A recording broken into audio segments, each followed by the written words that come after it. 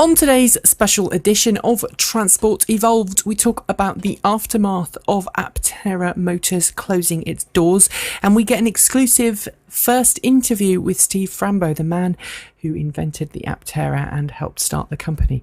We also are talking about the latest news in the Chevy Volt fire fiasco, talking about the Honda Fit EV, the Mitsubishi i, and how the Fisker Karma hasn't actually sold any cars yet. Coming up next on Transport Evolved. Transport Evolved is sponsored by audiblepodcast.com. To claim your free audiobook from a selection of over 85,000 growing titles for your iPod or MP3 player, head to www.audiblepodcast.com/Transport Evolved. And also sponsored by owning an electric car. Everything you need to know about owning an electric car. Head to www.owningelectriccar.com. And by your kind donations. We thank you for your kind support. And also proud to support As Darkness Ends, the first book in the mini-series by Aaron CROCCO. Head to www.aaroncrocco.com for more information. Good morning, good afternoon, good evening, and welcome to episode number 79 of Transport Evolved, recorded on Thursday, 8th of December 2011. My name is Nikki Gordon-Bloomfield. And my name is Michael Thwaite. How are you today, Michael? I'm great. It's a happy day today because step one of transitioning to my Active E is taking place right now. I've just had my J1772 charger, EVSE, installed by AeroVironment. Excellent. Well, I look forward to hearing about that later on in the show. We're going to kind of rush through this first part of the show. So if you're a regular, please accept our apologies. If you want to take part in today's very important show, this is what you can do. You can go to www.transportevolved.com/live, and you will see that we have a live chat room there. And in that chat room, you can pose questions to our very special guest for today. You can also take part in the show by tweeting with the hashtag Transport Evolved. And finally, Michael, there is a third way that people can interact with today's show, isn't there? Yes, there is. You can check out the show notes. Check out tinyurl.com/Transport Evolved 79. And those are the questions we're going to be sort of raising in the show today. Fantastic. Okay, so Michael, let's do a quick reverse back to this time 6 days ago.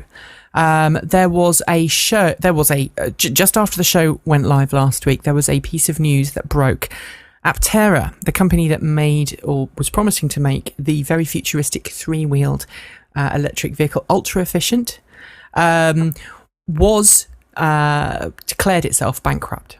Now, since then, there's been lots of other things happening, including videos surfacing on YouTube of what we assume is Aptera employees smashing up some of the prototypes.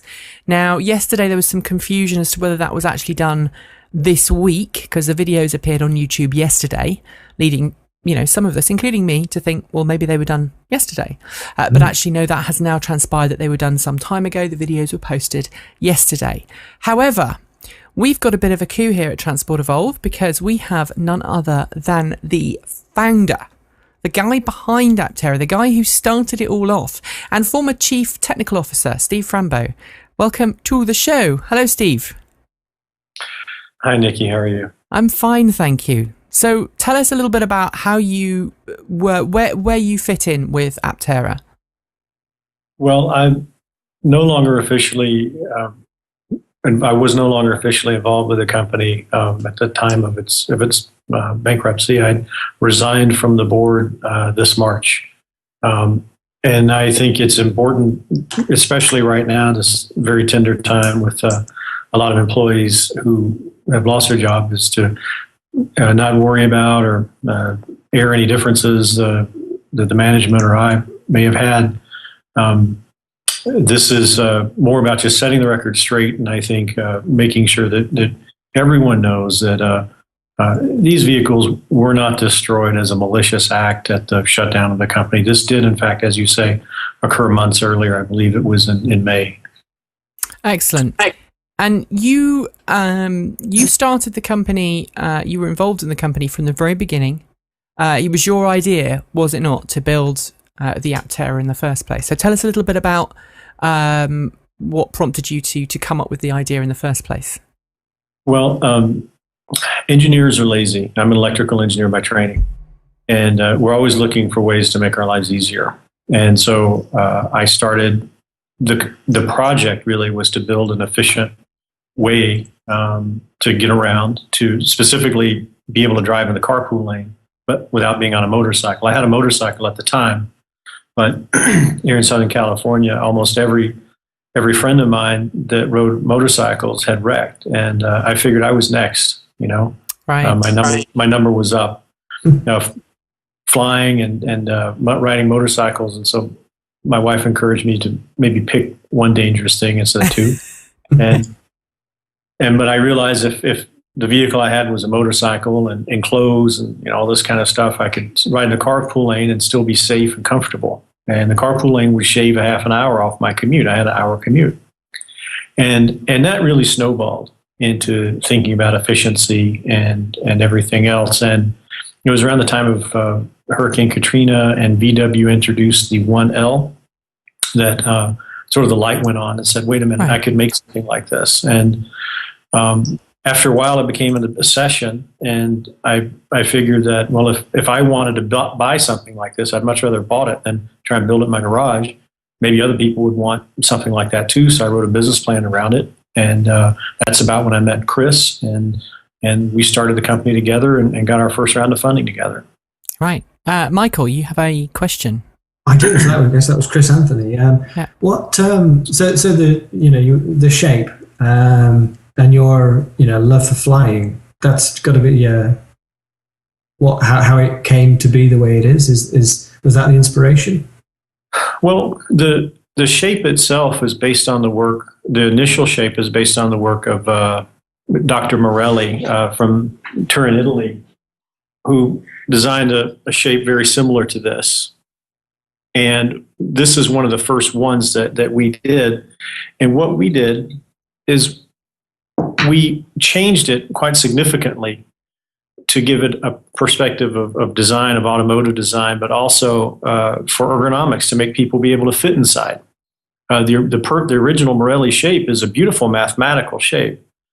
There were several solar cars that had used that shape as well, the MIT Aztec, for example. But that shape in its mathematical purity is not a practical vehicle. And so this is fairly significantly different.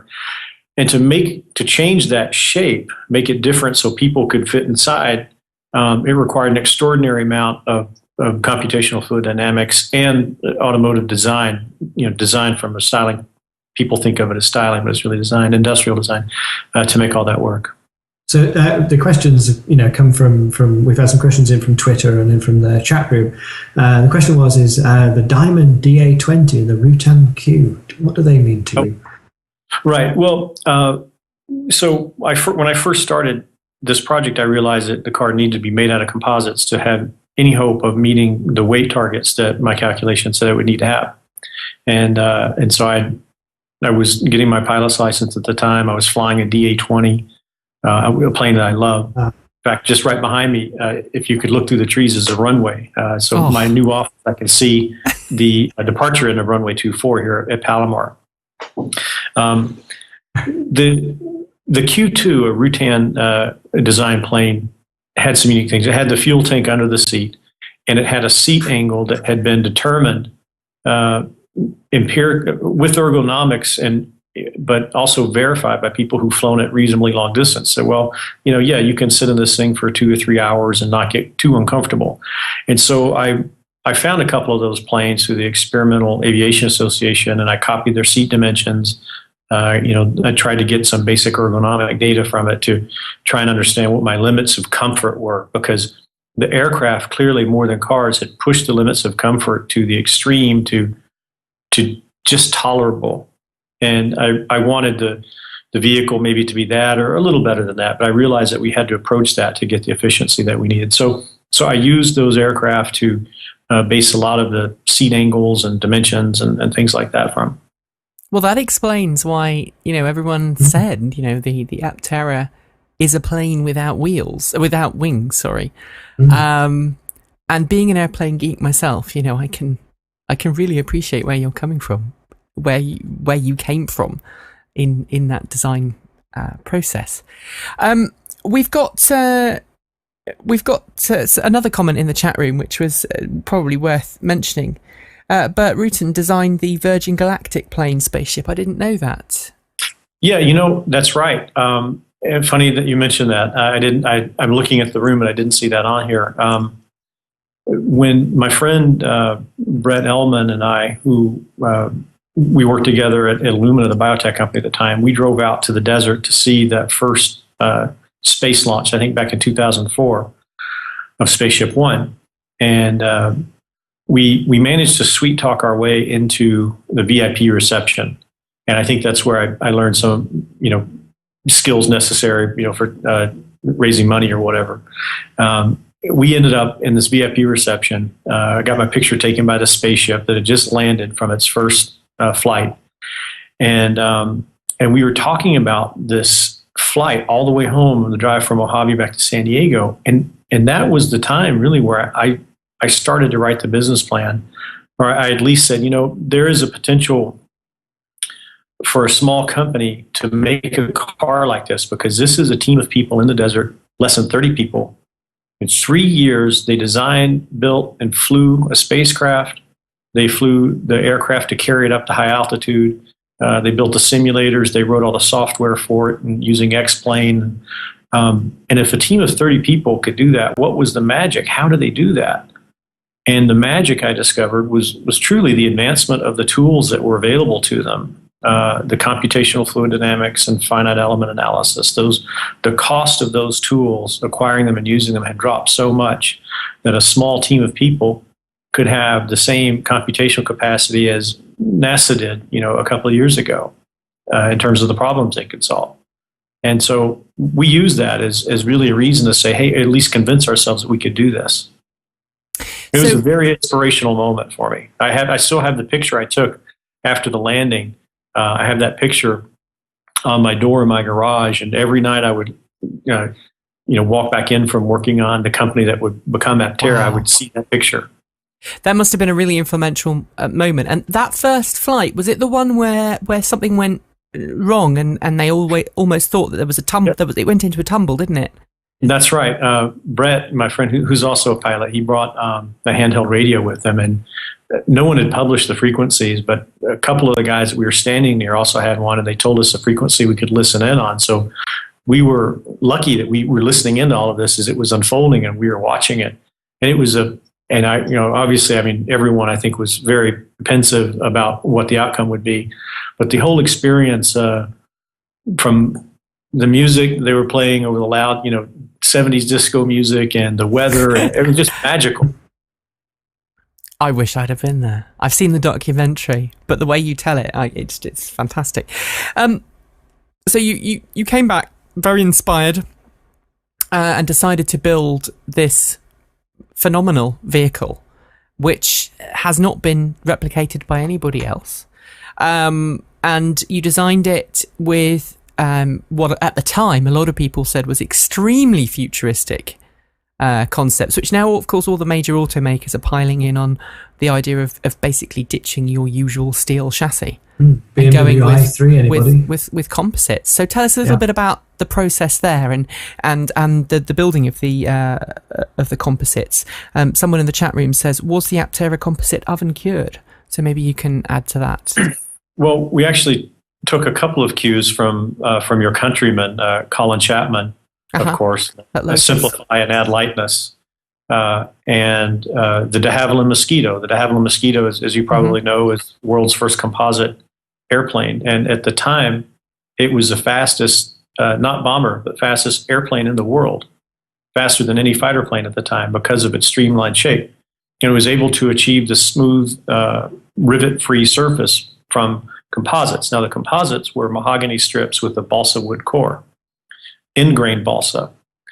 In-grain balsa is used much as honeycomb. It's used in the same context as honeycomb is today. In fact, the grains of the balsa structure under a microscope are honeycomb in shape.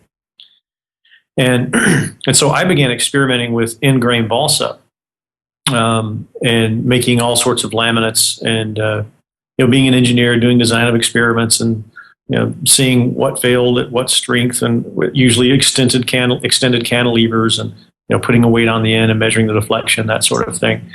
And and in-grain balsa as a core material in composites is a phenomenal material. It has toughness, impact resistance. It's lightweight. The problem is, the amount that the Royal Air Force needed for to have the mosquitoes almost decimated the Honduran rainforest, because they needed a lot of balsa wood to make that product. So it would only be sustainable if the growth and harvesting and everything could be managed.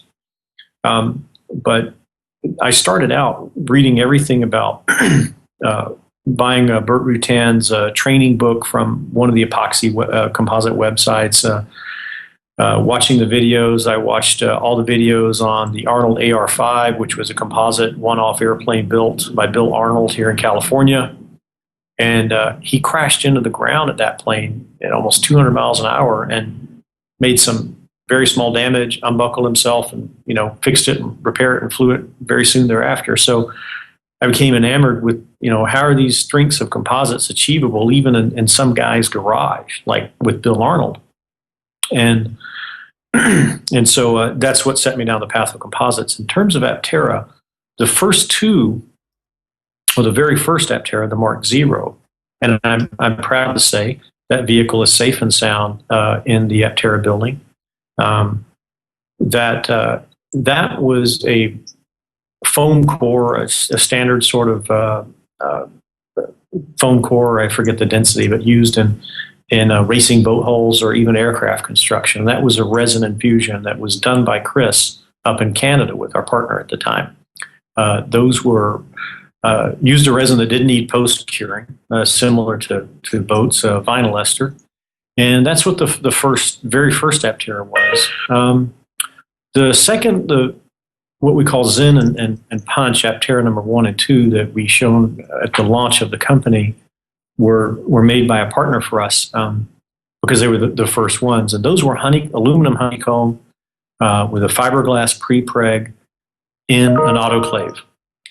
And those parts were exceptional, simply because the autoclave, makes nice surface finishes and everything else. And so after that, every Aptera past that was a resin-infused Aptera, as was the very first one. And we built all of them there in-house. I think it's a good point at this point to come in with, because several people have asked about the questions that we've seen. Let's talk about these videos that surfaced on YouTube this week. They were uploaded by who we assume is, I think, probably the best way of describing her, is a fan of Aptera. She uploaded them online. Not entirely sure how she's got them, but she uploaded 4 videos of Aptera shells being destroyed. We understand that this was now done earlier this year, shortly after you left the company, when some of the prototype shells were destroyed. Now, the amount of energy used to actually break these was incredibly large. I mean, the videos show forklift trucks, ramming some of these body shells into the wall. Can you tell us a little bit about the kind of the strength and the load bearing that those things were designed to withstand? Sure. We were, it's interesting. All of those cars were exceptional, and the management team, for whatever reason, I'm not here to second guess them. They made a reason that they no longer needed them, and that's that. But talking about the technical aspect only, and not about any reasoning of doing so or not doing so, or crashing them or not crashing them.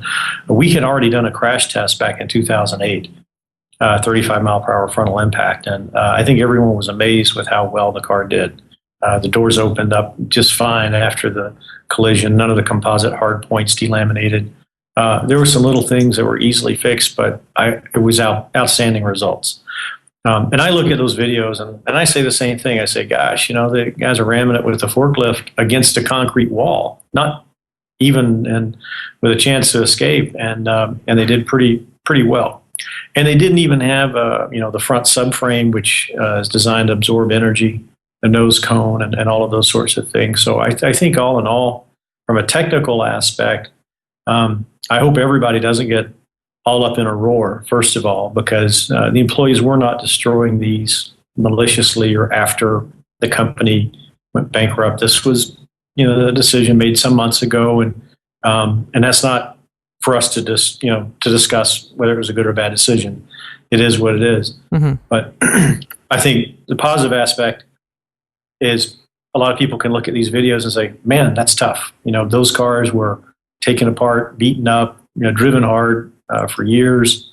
And then that's the kind of demise they made, and they met and they still held up pretty well. So I think what we learned some fascinating things early on in the composites. We built a machine to test the roof crush strength, where we actually crushed the roof of the car.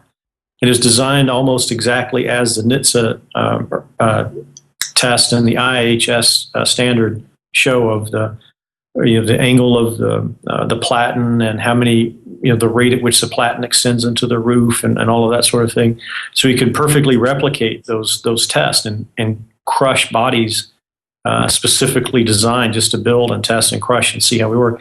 And we were amazed at the little things that we could do to increase the strength of the vehicle.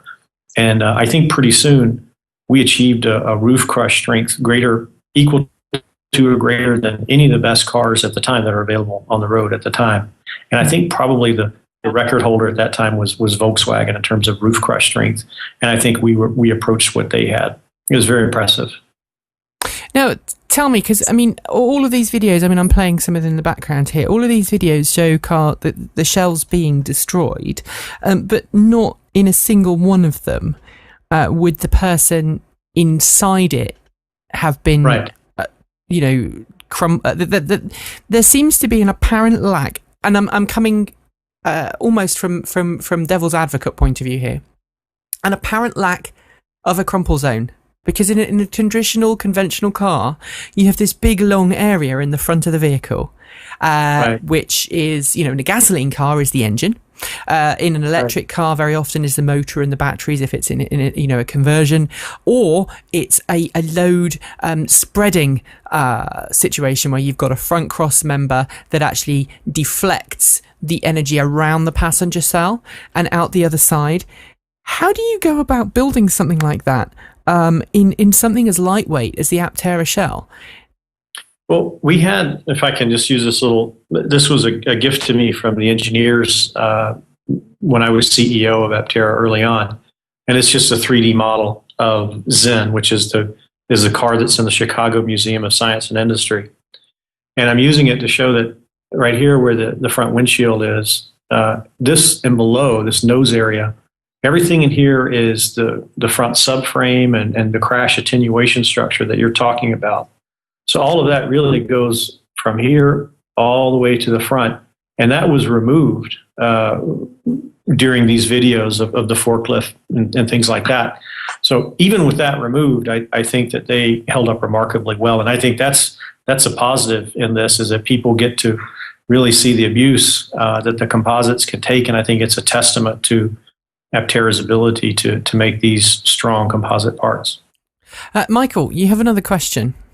Yeah, just talking about the composites and how they're built together. One of the things I love about the Mini E is how well it handles, and I think a lot of that's down to the rigidity of the shell. How do composites compare, from a rigidity, from a twisting sort of perspective? Well, with the three-wheel vehicle, our job was made a lot simpler. Again, using the model here. If you think about a typical a frame test, let's say before I built the Aptera, I was interested in building the one of the Lotus 7 replicas before I became really obsessed about efficiency. And there's a movement here in the United States, sort of a play on words, called low cost. It's the the group that's building the Lotus 7 replicas. And there's even an English book, build your own car for 200 pounds. And it shows you step by step how to build the frame. And in the low cost group here in the United States shows you, how to measure your frame for your torsional rigidity, how to build a cantilever beam, put weights on it, measure the degrees of deflection, and calculate its rigidity. And in a 4-wheel vehicle, that is very important. But in a 3-wheel vehicle, whatever deflection the front has, it's simply pivoting about the back wheel.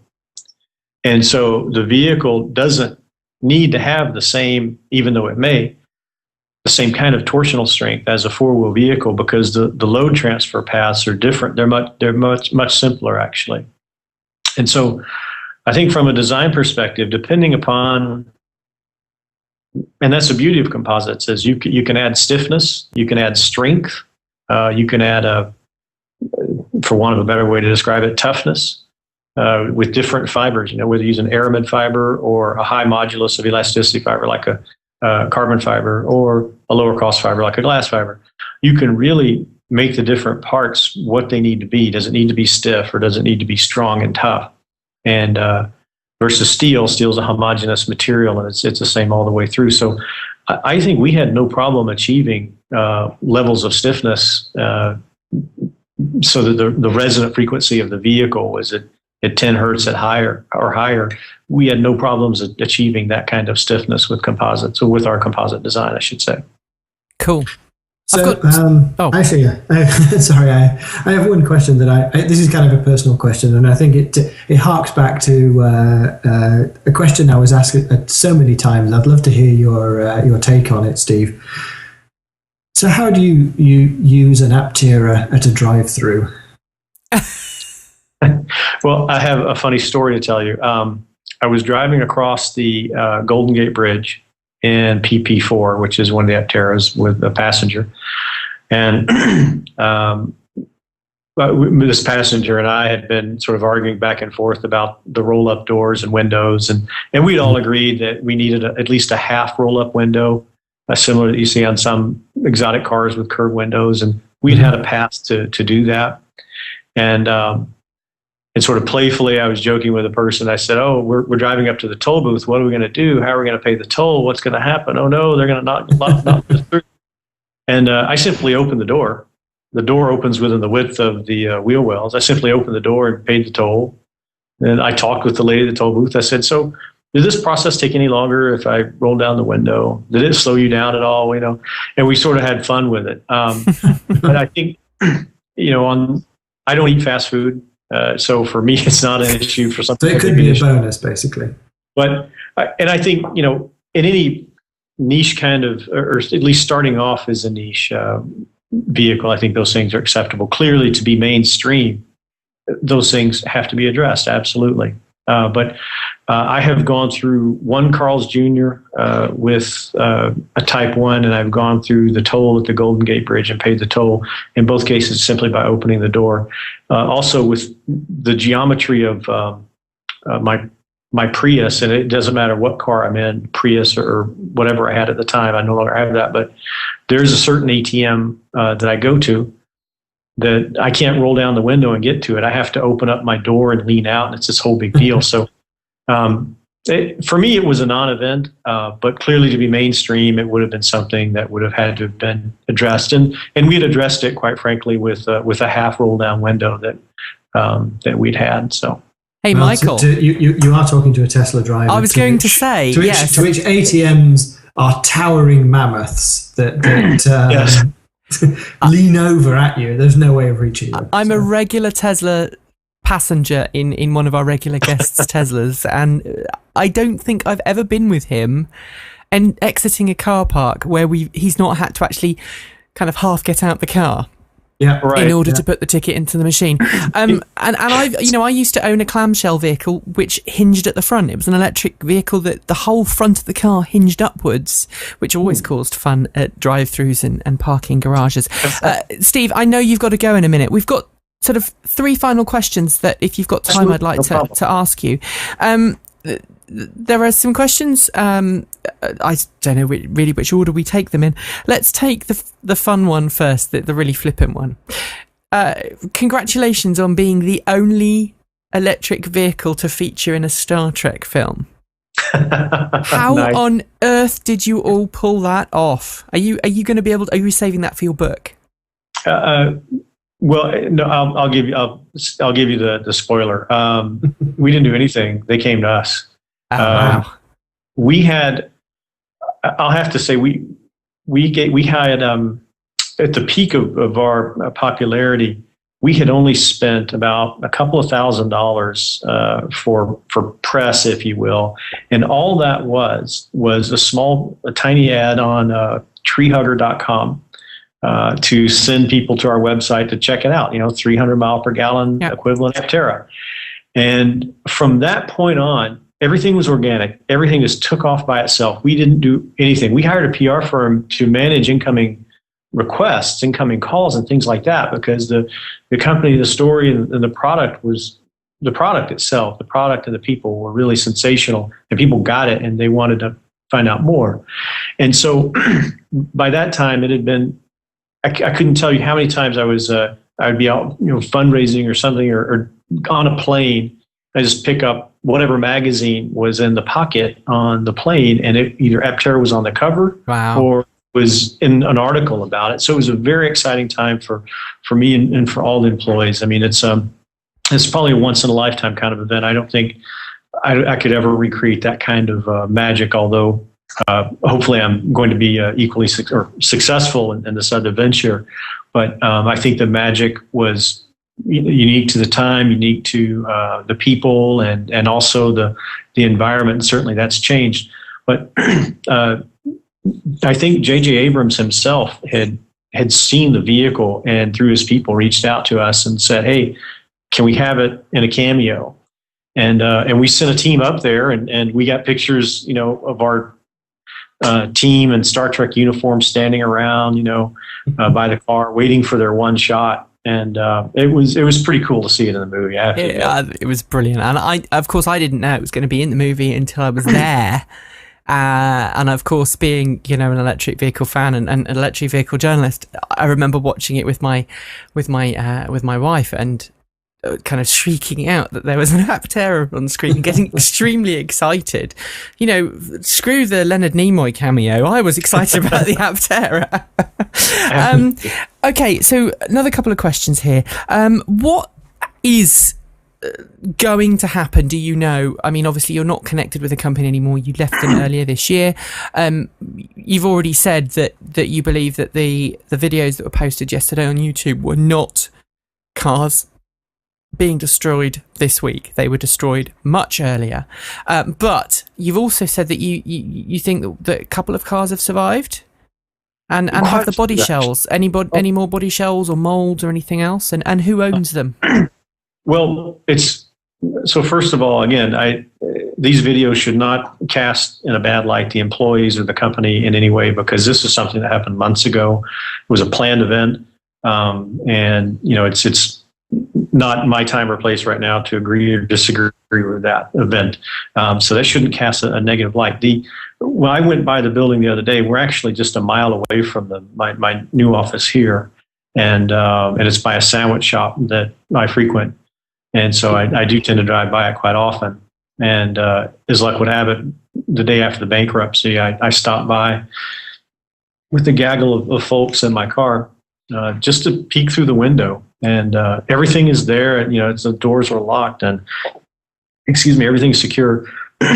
And we met some guys from the liquidation company, very nice gentlemen, very professional. And everything had been secured from, the moment of their arrival. They let us walk in and look at the facility. And, it's obviously the closing of any company, especially one that you poured your heart and soul to, is very disappointing. But there's at least a silver lining in that. I think someone there is going to bid on all of those things, intellectual property, the cars, the drawings and et cetera, and hopefully take it to the next level, take it where it needs to go.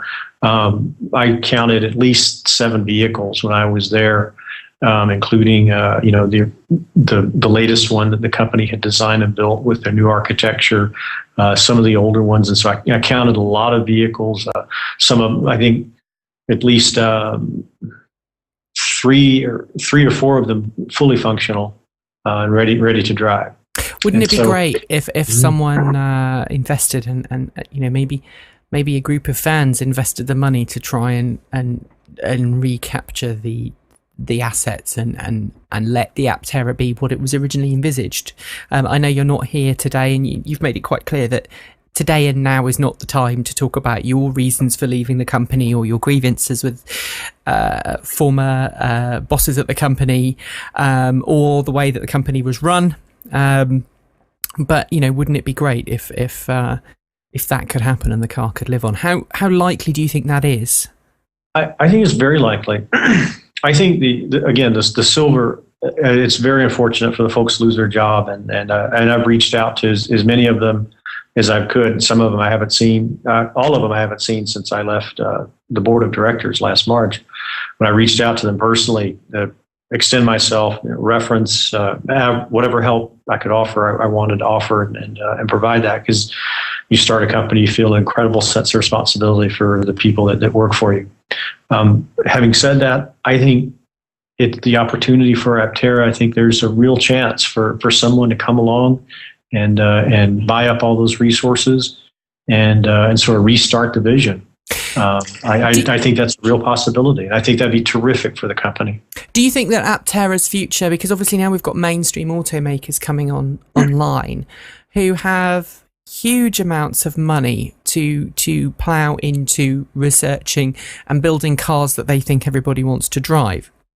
The Aptera vision has always been something very different. It hasn't been an automaker telling people what they want. This has been an automaker saying, this is what you can have. This is something that is incredibly efficient. It's almost the antithesis of a conventional automotive company. Do you think that Aptera can ever represent a mainstream vehicle? Do you think it's going to be a bit like a plane company, something that's quite niche but has a strong following? You'll have lots of people driving them as almost as a hobby. It's hard to say. I think the jury is still out on the current electric car players. As volatile and as quickly as the market has been, and they've come into the picture, it could be as quickly as they exit the picture, and the opportunity for Aptera to come and fill a spot would certainly be even greater. Let me give you an example. I think Aptera has a real chance to continue to show the world what efficiency means in terms of an electric vehicle. Properly designed and executed, the Aptera should use less than half of the batteries of a conventional vehicle.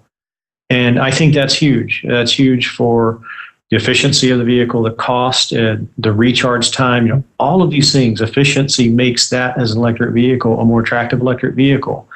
And that Aptera philosophy, I think, once it's proven with maybe a lower cost, entry level 3-wheel model, I think then the company would have the credibility and the moral authority to go and reach higher and try and get funding to do something maybe larger, like a different kind of vehicle or a 4-wheel vehicle.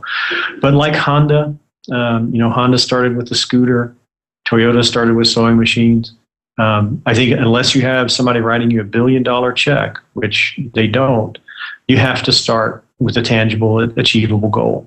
And I think speculation beyond that is just that, it's speculation. I think once they start with that as a goal and execute on that, I think we'll see. I think we'll see what people think of what their options are. Surely you're right, it's a more challenging time. The Leaf, the Volt, and the Ford Electric, Focus, and all the others. But there are always going to be a subset of people who would really appreciate that efficiency, and it most certainly will be a niche, no doubt about it. But I do think fulfilling that niche and establishing a beachhead on efficiency would then allow the company to go and reach further, reach for that brass ring. I've always said, as a geek, I've always wanted to drive one, because it is. I don't know which tense to use. I guess is, because it still exists, at least right. in a shed somewhere. It is a phenomenal looking vehicle, and from an engineering and a geeky point of view, it is second to none. We haven't, I know you have to go, we haven't talked about the Automotive X Prize. We haven't talked about so much else that Aptera was involved in. We haven't talked about the Wired articles. We haven't talked about, some of the things that Aptera has had to deal with over the last couple of years. But let's close by talking about what now lies in your future, and what you think lies in the future of Chris, who worked with you on those very early prototypes. Well, I'm fully engaged with my company now. I've got about 20 employees, and I'm under a strict press lockdown. So I'm in a squeeze hold from my bosses. And I think, I've told Chris that I stand by to assist him or advise in any capacity that I can. I don't think that I'm needed. I think he and the team that he's assembled at Flux and Epic they are shipping product. They're shipping batteries. They're shipping drive systems. They're shipping battery management systems, electric boats to Europe. So he's really gone off in that space, and I think made a name for himself, and just has a really great track record. And has a killer wasp in an advert, which is a killer wasp. We joke about that. Just insane. You got to pick something to make it memorable. Yeah. But it is interesting. I come from the South in Georgia, and really one of the last places on Earth you think to adapt electric vehicles and that kind of thing. You can count the number of Prius that you see on one hand when you visit. But even my father was excited about Chris's electric ATV because you don't have to fill it up. You don't always have to shuttle gasoline back and forth from the store to fill these things up or put them on a trailer, and you have to winterize them and all this. And something that's just electric, plug in and drive. I mean, I think he's going about it the right way. And like I said, he's got the revenue. He's growing. He's making the right decisions, and I think it would be a blessing for the company if he could somehow find a way to be involved with in the future. Excellent. Michael, do you have anything to add? I was going to ask Steve the same question, actually. If there's anything, as we close out, is there anything you'd like to sort of to shout out about?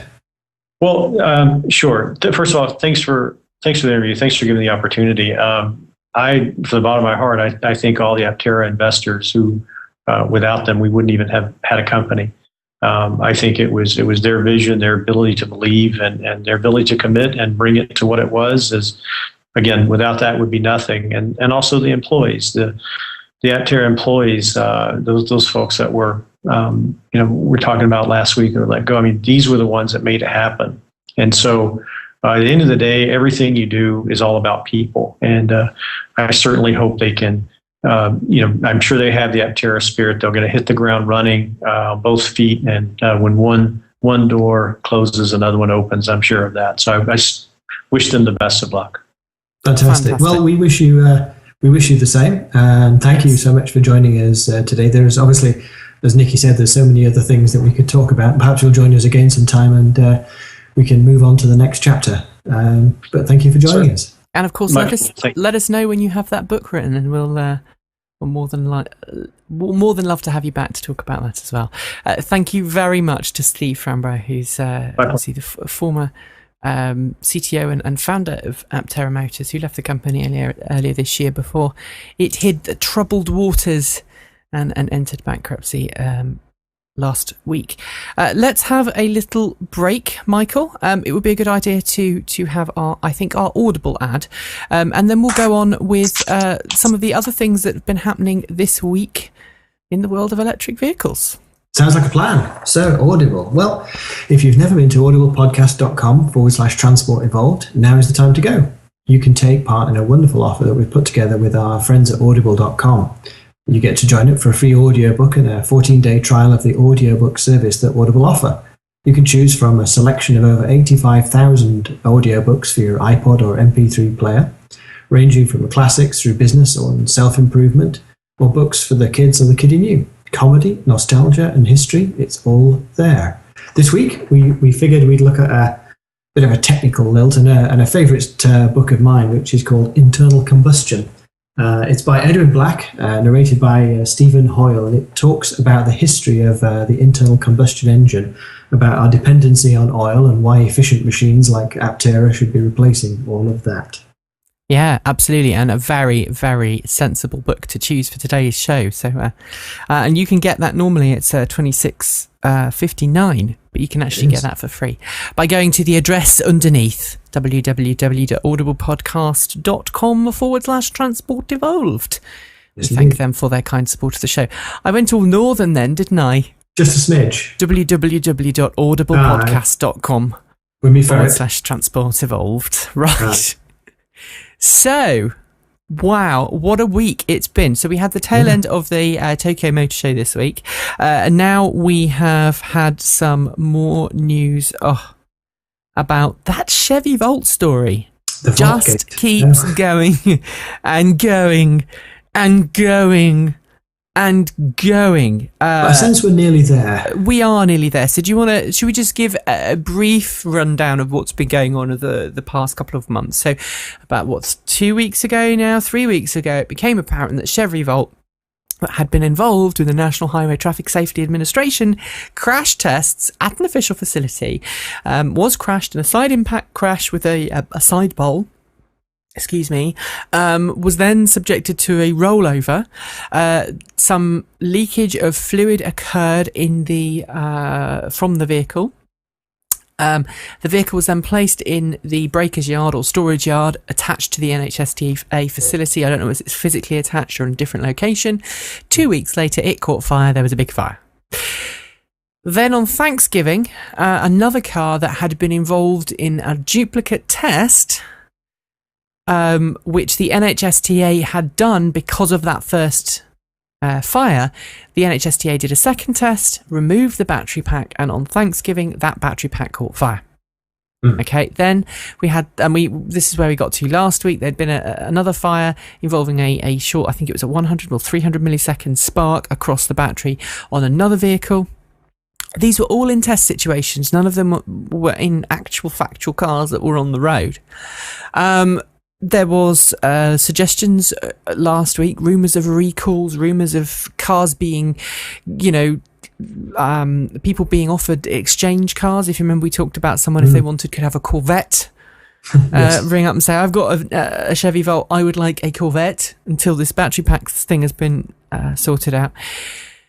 Then later on in the week, oh dear, CEOs and their big mouths. Do you want to take it from this point, Michael? Well, Chief Executive Di Atkinson sort of raised the ante by talking about buying back Volts and talking about that there would be a redesign of the battery pack, but that kind of slipped out and got a bit too strong because it wasn't really a redesign. It was let's take a look at the design and figure out what caused the problem and see if we can tweak it. And it looks like, the hinting that the tweak has been identified and that it's not going to cost a lot of money to repair the existing Volts or modify. I mean, repair may be a strong word for something like this because the National Highway Safety Association still rates it as a 5-star car and they don't want to downgrade it based on these tests, which is all good news. And so they told Reuters that they were nearing completion of a fix, but weren't quite ready yet just to tell us exactly what it was. Yeah, and there's been also some speculation. Again, this has not been confirmed by anybody. That speculation is that it was the coolant, not the battery, that caught fire, and it was the coolant that needs to be drained, not the battery. So the battery needs to be discharged, and the coolant needs to be drained. Obviously, the Volt has a liquid-cooled battery pack. The Nissan Leaf, on the other hand, doesn't. Very interestingly, Tesla have kept completely quiet on this. Tesla uses liquid cooling in the Tesla Roadster and also in the 2012 Tesla Model S. But unlike some of the other electric cars on the market, I understand that Tesla actually passes the liquid in between the cells. It does, and yeah. their battery like structure is very different to the structure used in the Vault, and very different to the structure used. Is that how you understand it, Michael? Yeah, it might be different. My guess was and this is entirely a guess on the part of the Vault, because I don't really know the Vault battery technology well enough, but they channel the fluid around the cells in some way because they have these larger packs, whereas Tesla routes it there's like a double pipe that wends its way around the cells, passing coolant to keep them all cool. Now, it might be that separation changes the way things work. And prevents leaks. I don't know, but I briefly spoke to Tesla representatives this last week. Obviously, they weren't speaking on behalf of the company, but they echoed what we would expect, which is that Tesla will watch this and observe this, and if something gets brought to light that sort of indicates a change needs to be made, then I'm sure they'll step in and apply that to the Model S as necessary. Well, it's been a very bizarre week in terms of the Vault story, because we've had Brad Berman earlier on in the week. He's been on the show before, saying that the Vault was the PR nightmare that GM didn't want, and it was the electric car nightmare that GM didn't want. I don't think it's necessarily as bad as he made out. I don't think so. But then also we've had apparently the New York Times has tracked down someone who sold their Vault back to GM. A person who's actually sold it back? Yes. I haven't got the link here, but we'll try and find it and put it in the show notes. Someone who'd actually, said, okay, yeah, I'm taking the car back. But then, of course, towards the end of last week, there was this open letter from Vault owners saying, look, we the undersigned, we're happy. Yeah, we're keeping our cars. No problem there. I guess this is GM's equivalent of, and this is an analogy that has been made multiple times. This is the analogy to the unintended acceleration problem of the Toyota Prius, which turned out to be nothing more than a problem with the mat and the shape of the accelerator pedal. That's the story we've often heard. But you know what? And here's a point I'd love to make. This all goes to bolster safety, because I think this is actually quite a good thing, that this problem has been found in a nice, safe environment where scientists can pull it apart, analyze how it happened, and say, you know what, this is never going to happen. But you know what? If we make this tweak, this adjustment, or we bear in mind, this physical characteristic, we can make sure that not only does this never happen in the routine, but we know about it and we understand it and we can prevent it happening in future designs. Like the unintended acceleration, to a certain degree, that results in extra software in your Prius that detects when you're touching the accelerator and the brake at the same time. Same goes with the Tesla. You press the accelerator and the brake at the same time in a Tesla, and it lowers its power output. There is a fantastic, sorry to interrupt, there is a fantastic comic strip that someone has just sent me. I think it was Doug in the chat room, and it's from MichiganCapitalConfidential.com. I don't know if you can see that, but the caption underneath says, I'm worried about the Chevy Volt battery fires, so I traded it in for a regular gas car. And there's a picture of a guy with a gas pump in one hand, a cigarette in his mouth, trying to fill up his gas car. I think that's brilliant. That's brilliant. And that really summarizes... we're talking about an incredibly safe car here. That the the National Highway Safety Association has said we're not downgrading. These are the guys who people turn to and say, "Is this thing safe or not?" Because I'm going to, take your word for this. They're saying, "No, we're not changing this. There's no need to." Indeed, and let's be glad it's not the Hindenburg. Absolutely. We haven't had a Hindenburg event yet. It's very flammable paint, but we have got a sci-fi event. Take it away, Mr. Aaron CROCCO. When a devastating earthquake strikes Manhattan, Travis Hunter finds himself among the other survivors trying to make sense of a city in ruins. In the aftermath, word spreads among the displaced. New York City was only a small part of a global disaster. For the first time in human history, an earthquake shook the entire world. While trying to get back home, Travis is confronted by a being from another realm and tasked with a divine mission: help bring on the apocalypse or be killed. Faced with this directive from a messenger of God, Travis must assume a role dating back to the beginning of time and is forced to begin a journey that will destroy all of humanity. Book 1 of my debut series, As Darkness Ends, is the first in a 6-book novelette series and is available now. As Darkness Ends, Book 1 can be purchased from Amazon Kindle, Barnes & Noble Nook, Apple's iBooks, in print from CreateSpace, and in other formats through Smashwords. You can read the first chapter for free and learn more about As Darkness Ends at my website, www.aaroncrocco.com/darkness.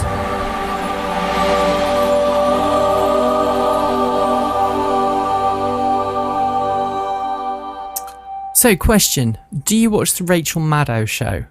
Who? Rachel Maddow. Who's she? I do not know. Rachel Maddow. She does a great show on MSNBC. Great political show. Very funny.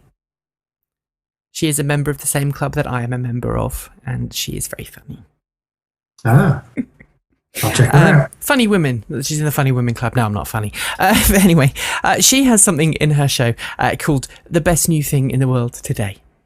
Okay, my best new thing in the world today, just for its sheer screw around with your head thing, is a new range extending option for your electric car.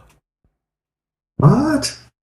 And what is this great range extending? It's a fuel cell powered by, wait for it, not hydrogen, but gasoline. Gasoline. Hang on, this is bizarre. We're trying to move away from gasoline, and now they've discovered a solid fuel cell that runs on gasoline. Michael, you've read this. Tell us about it. I have read this. Actually, the University of Maryland have... It's not new. It's not entirely new. Did you just say Maryland? Maryland, land of the Marys. No, yes. Maryland. Maryland. You'll upset people if you say Maryland. I thought you'd been in America long enough to know that by now. Carry on. It's just down the road from here. I don't know. So, I mean, this is not new, super new technology. Fuel cells don't necessarily need to run on hydrogen. We always associate them with hydrogen, but the truth is they can pretty much use any hydrocarbons. But the problem has always been is that they're absolutely enormous. And they've been, Bloom Energy was a company that made these enormous fuel cells for buildings. They would take natural gas into these systems and generate electricity on site. And, there's been some successes, but the infrastructure, the technology is really difficult. They run extreme high temperatures and they're very fragile and very large. But the University of Maryland has basically come up with a way of building much smaller ones. Now, okay, what does that mean? Well, it means that you can probably make one big enough to go in a car. So what does that do? Well, it's not going to power the car, but what it is going to do, because of the way these things work, they take time to get going and they take time to stop. And they don't produce a huge amount of power on demand. But what they do is produce a steady amount of current. So what you would do is, like a volt, basically, you would set off on a journey, you'd switch this fuel cell on, it would take some gasoline, create electricity, and charge your battery as you go to sort of prevent that point where you run out coming quite so soon. And there is an advantage to this because it's more efficient than a gasoline combustion. It is engine. More efficient, but here's the downside. It still has to come from the oil nations. Right. And because 2/3 of these hydrocarbons are basically carbon, you still have that carbon that you've got to get rid of, and it comes out in the form of carbon dioxide. So you still are generating the greenhouse gases. But they're talking about, if they can make this thing happen, they are talking about something, the size of a shoebox rather than some impossible piece of technology, which means you could still have a car, like the say the Tesla Model S or the Nissan Leaf or any sort of regular car without sacrificing an enormous amount of space for an engine. So take a Volt and replace it with a fuel cell, and you can use all that space in the front to keep your luggage.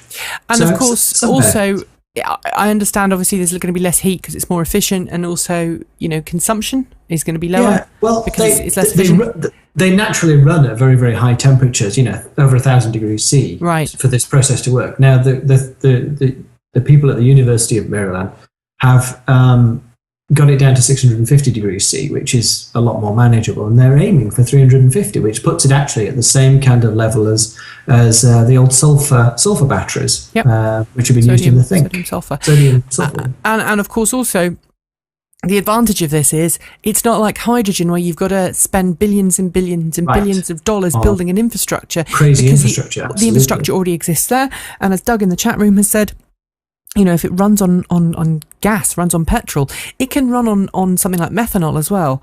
Yes. So it doesn't have to be, as long as it contains hydrocarbons, it doesn't have to be a fossil fuel. It could be some other form of biofuel. And remember, we're not talking about huge amounts of fuel here. We're talking about using it as a range extender. So it's used in a vehicle where most of the time you're using electrons to power the vehicle, and then, you know, using that as a form of range extension. And here's why it'll be a success, because Shell, Exxon, Exor et al. Still get a go in the game.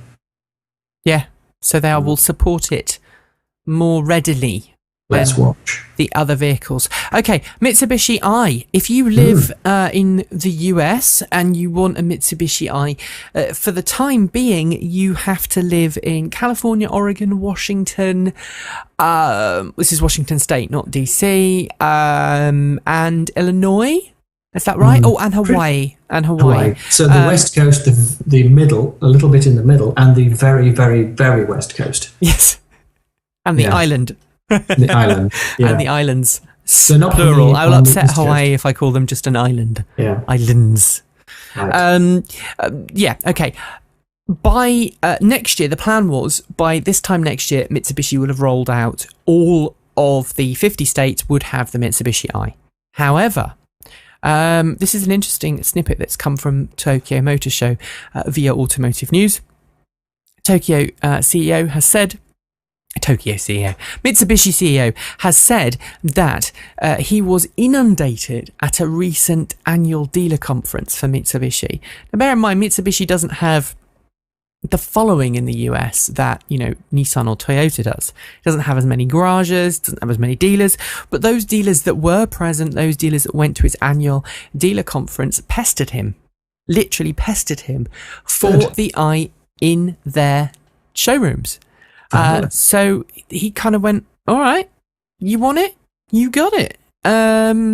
So the 2012 Mitsubishi I will now be available nationwide in the US. Wait for it, by June 2012. Okay, good. That is going to beat Ford to the market by a very long margin. It's also going to beat probably beat cars like the Koda sedan, which is now officially launched, but I don't think any have been delivered yet. It's going to be snapping on the heels of the Leaf at this point. You know, the Leaf is due to get nationwide rollout by March. Okay, so it's not far behind.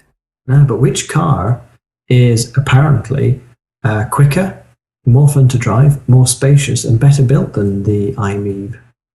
Ooh. Apparently the Fit EV is quite a car. The Fit EV, really? Yeah. Shame it's only going to be leased. A rental, I know. Yes. Brad Berman over at Plug-in Cars took this car for a drive at the Tokyo Motor Show. He was impressed, was he not, Michael? He was. He loved it, actually. He said it goes really well, and then you press the sport button. Well, you know, Honda does have already... there's two reasons why this is good. The Fit uses, I believe, the same motor that's found in the Clarity. The Clarity is a huge vehicle. The Clarity is a huge, heavy vehicle. The Clarity FCX, a hydrogen fuel cell car, is a huge, heavy, and noisy vehicle. Have you driven the FCX? No.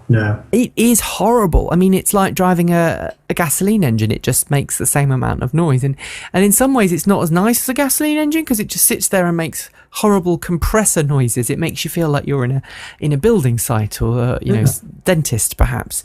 It makes lots of noise. And as a consequence, you know, because it's so big and heavy and everything else, it has to have a big, powerful motor to push it along. Now, the Fit EV must weigh a lot less than the Clarity FCX. I don't know that for sure, but that's my speculation. I don't have the number, but I mean, a regular gasoline one's got to be, the weight of a 6-pack of beer, I think. It's a tiny thing. But really well engineered, really well screwed together, and a great layout. And it seems that they haven't lost any of that in electrification. And something else, obviously, that comes with a Fit EV is this new regenerative braking system. I don't know if we touched on it a bit last week, didn't we? It's an electronic servo system. So normally when you press a brake pedal down in an old-fashioned car, you press down on a lever. That lever then pushes down on a piston. And if you studied fluid dynamics at school, you know that the size of the piston and the amount of pressure you put on the piston gets amplified at the other end, depending on the size of the piston at the other end. And, you get a braking force. Now, then obviously when you move forward to the situation where you have vacuum assisted brakes, where you use the vacuum from the engine, the internal combustion engine, to help brake the car along. And then you end up, when you get to electric vehicles, you have either electric assisted vacuum braking, or as you now have, you have electric assisted vacuum braking, and you have regenerative braking, which kind of has come into its own in the last 10, 20 years or so. And you've got cars like the Nissan Leaf and the Chevy Volt that has a dual braking system. It's got a conventional piston braking system, which is either fed by a pump or by the engine, or both. And then you have the regenerative braking, and the computer inside the car says, okay, if the pedal is pressed here, then you use regenerative braking. If you press the pedal in such a way, it uses regenerative braking. But there is still a physical connection, I understand, between the brake pedal and the braking system. That's what I understand it to be. I'm probably now going to get someone telling me I got it wrong. But then with this new system, as I understand it in the Fit EV, it uses completely computer-controlled braking. So it's complete. You're familiar with drive-by-wire. This is brake-by-wire. Everything is controlled by the car. So when you put your foot on the brake, it gives you feedback to make you feel like you're actually braking in an old-fashioned manual connected to the road car, but actually what it's doing is it's giving you feedback on the brake pedal, so you know how hard you're braking, and then the computer inside the car decides how that braking force is applied. It can eke out more regenerative braking out of the braking system without impeding stopping distance. I don't know how that's better than just having regen on the accelerator, but I'm sure we'll figure it out. Presumably, it's designed to make things feel more normal for people. I don't know. Maybe it can go up to a higher level of regenerative braking. I think it can. Because there's a picture of the regen curve, and it seemed to be that it could recapture more energy, which means that the battery then has to be smaller because it can recapture more energy from braking, which means you can go further. All I have to add is, dear Honda, please do the right thing and make this a real car. Not just a tax dodge. Come on. I still think, well, it's not just a tax dodge, is it? It's a tax dodge and we really want to sell cars in California. Yes, right. I agree with you on that level, Michael. I think the Fit is one of Honda's best vehicles on the market at the moment. I think it would be a real shame to see it go. But, look, just do it. Make it happen. Yeah. Let's not forget, though, that electric vehicle technology is part of its Earth Dreams technology that we talked about last week. So, it might be coming. It's certainly in that portfolio. Honda has certainly said, look, this is in the portfolio of the technology we plan to bring to market. Interestingly, though, if the Fit EV performs so well, why does that sports concept that we talked about last week appear so bad, the EV Stir? Yeah, I don't know. That's just been getting it a weird one. Honda are having a hard time with this thing. I mean, jumping tracks a bit. Honda CR-V, looks stunning, looks like the reincarnation of the old CRX, goes like a very, very mild hybrid. I don't know what they were thinking there. Have you driven one? I have, yeah. It feels like it could be awesome if it was electric. It'd be a brilliant electric car. They should have put the Fit gubbins in that. That would have been cool. You should do that anyway. Just do it as well as. What am I talking about? As well as. Do them all. Let's wrap up. We've got a couple more stories to finish with. And then we should finish because the show is running over a little bit today. Okay. So, where are we? All right. Hybrid plug-in car sales reached an 8-month high in November. 68% of that was from Toyota. That shows you just how much of a market share Toyota has. Yeah. Only 0.6 was plug-in. 0.6. Okay. 0.6 Needs to to be higher. 1% Come on, plug-in. I'll try harder. So we need to get more people working on that. Very interesting Detroit Auto Show preview. Obviously, Detroit Auto Show next month. Smart for their sins have produced a smart pickup, which I think is absolutely adorable and evocative of the Mighty Boy pickup, which was a ute, a Suzuki K-Class ute that was made, very popular in Australia. And in fact, there's a couple of electric ones wandering around these days because they were converted. The Nissan Leaf is now available in 7 more states. Interestingly, that now includes Delaware, Louisiana, Nevada, Pennsylvania, and Rhode Island.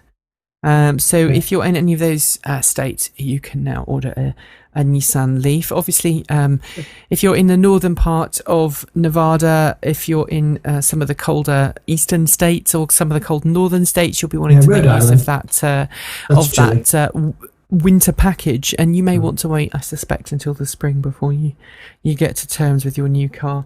Just because you don't want to drive. I don't think if I lived in those northern states, I would buy a car in the winter. Because you'd just be like, I don't want to get it mucked up and dirty and salty and everything else. Yeah, wait till summer. We'll wait till the summer, I think. Okay. And finally, a karma story. Well, we never really have anything great to say about karmas on this show, do we? So how many have they sold? Oh, at least 30. 30 times 0.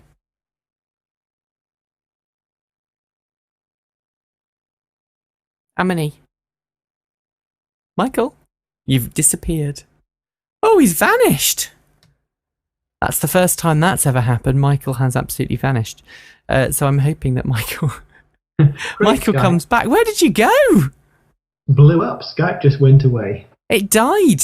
It just said I'm off. I was going to say 30 times 0 and you just looked really kind of like... Fixed. 0. They sold 0. 0. I was trying to be funny. You spoiled my joke, Michael. Sorry. So where does this come from? Where they have not sold none? This came from... Actually, this was from Motor Amic. They actually spoke to... apparently they spoke to Fisker and said that they've been shipped to dealers, but as yet none have actually been put into anybody's hands, which is kind of an interesting story because I thought some of them had been given away to some celebs under the sort of guise of being, what do you call it, manufacturer cars. So being given to is not the same as selling them, is it? No, it isn't, is it? And I did say, and finally, but we've got another couple of quick stories that I really want to mention. If you live in Alaska, if you live in Nome, Alaska, you better watch out. Gasoline is going to be $9 a gallon this winter. Yikes. If you live in Nome, get an electric Skidoo. Or just get really good at cross-country skiing, which you probably already are. Tesla Roadster owners are soon going to get their own iPhone app. Isn't this cool? Yeah, this is great stuff. This is a very community-driven project. Tell us a bit more. Well, basically, it's actually the article that you're thinking about isn't actually the first ever. There was a product called the Tesla Tatler, which was scratching an itch, really. Basically, this is community technology for you. So Scott Swayze, one of the Tesla owners, created this thing called the Tesla Tatler, which plugs into the car and uses SMS to broadcast messages. People love it, and so the next step up was Mark Webb, who started something called the Open Vehicle Monitoring System. And essentially what he's doing, he's crowdsourcing the design of a piece of technology that plugs into a Tesla Roadster. You put a little antenna on the windscreen, and it communicates back to a server app. And then they've written an iPhone app already and an Android app. So, this is moving quickly. And allows you to view and sort of track some of the features that's going on in the car, like is it charging, how fast is it charging, has somebody just accidentally unplugged or stolen your charge connector and things like that. So very cool. I've never had that happen. I really hope it never happens. I worry about it. You know, if I'm staying at a hotel and I plug the car in, I have to keep going down and checking just to make sure a breaker hasn't tripped or something like that. So sign me up for one of these things. I'll take. And you know, actually, it must be said, I was speaking to Toyota not long ago, and they did a big auto show in the UK in the summer, where they had the plug-in Prius prototypes at. And I borrowed one of these cars a couple of weeks later, and I said to them, how did you get on? And they said, it was great. They said, but we're sorry, we've got these horrible kind of grotty cables to give you. And I said, it's fine. They went, they're the engineering ones rather than the posh ones. And I said, what's the problem? They said someone stole the posh cables. No. They actually went up and unplugged them, the J1772 cables from the car. So some electric car owner in the UK has stolen these cables, or some prankster, one of the two. Finally, Nissan Leaf polluting is BS, Yes. according to Andy Palmer, who it was brilliant, but it's an Australian newspaper quoted him as saying that the pollution myth was bullshit. And Yes. if I love it could when they be, call it like it is. and Australians are just so, good about that kind of thing. I talked to my editors this week and said, can I use that? And they went, no, not on your Nelly. You're not allowed to swear on the headline. But the Australian newspapers just whatever. It's brilliant. So, even technically, if you power a Nissan Leaf from 100% coal fueled by from energy, 100% energy powered from a coal-fired power station, then yes, the Nissan Leaf produces less carbon dioxide than a conventional gasoline car, but more than a hybrid. However, the idea of a 100% coal-fired power station providing all your electricity is a technical impossibility given the power mix in every country in the world today. So your electric car, your electric Nissan Leaf, even if it's mainly powered by coal, it won't be all powered by coal. It's still greener than all the other cars. So, well, it's BS. Yeah. So, and on that note, look, let's finish. Thanks very much to Steve Fambro for joining us at the beginning of the show. We're very, very grateful to him for joining us at such short notice and being really just so open and honest and candid.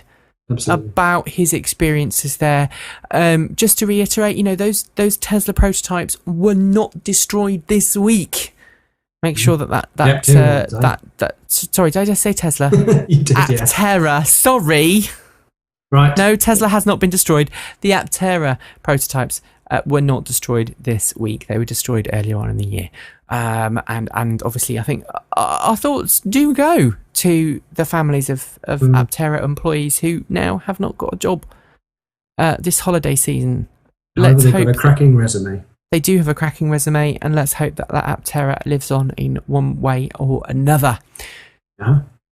We will be back next week at the usual time of 8 p.m. Greenwich Mean Time, which is what time in America, Michael? That would be 3 o'clock East Coast and noon on the West Coast. Fantastic. Michael can be found at www.teslamotorsclub.com. He's also on Twitter at Michael Thwaite. And if you want to know more about him and what he does, go to www.about.me/Michael Thwaite. My name is Nikki Gordon-Bloomfield. I have been your other host for today's special edition of Transport Evolved. You can find out more about me at www.about.me/A Minor Journey. I am also A Minor Journey on Twitter, and you can also find me writing daily at greencartreports.com, where sometimes I get people very cross, like yesterday when I did the Aptera story. We'll put that right. No fear, no worry. If you are watching this live and you are in the UK, I will be helping to launch some charging stations tomorrow in Birmingham with Zero Carbon World. Excellent charity founded by Kevin Sharp, who was on the show last week. So do pop up and say hello if you're anywhere near the Moat House Hotel in Stafford. And until then, until next week, thanks for joining us. Don't forget to find us on YouTube, find us on iTunes, find us on blip.tv. If you haven't seen the show before, please consider subscribing. You can find us, as I say, on all those methods for your weekly dose of green car and electric car news. Until next week, thanks for watching, and don't forget to plug in. See you soon. Take care, everyone. Bye.